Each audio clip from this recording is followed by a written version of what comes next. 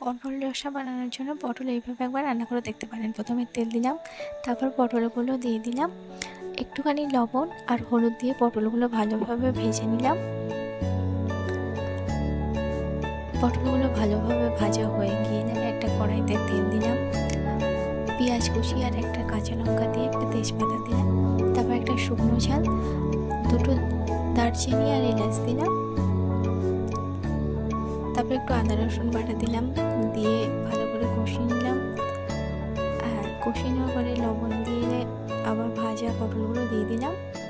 পটলগুলো দেওয়ার পরে একটুখানি জল দিয়ে ভালো করে কষিয়ে নিতে হবে। কষিয়ে নেওয়ার পরে মাঝখানে হলুদটাও দিয়ে দিলাম, দিয়ে ভালো করে কষিয়ে নিলাম। কষিয়ে নেওয়ার পরে একটুখানি চিনি দিয়ে দিলাম, দিয়ে আবার ভালো করে কষিয়ে নিয়ে ঝোল দিয়ে সেখানে দিয়ে দিলাম আবার দুটো এলাচ দেওয়ার পরে একটু ভাজা মশলা দিলাম, একটু ঘি দিলাম, ব্যাস হয়ে গেল।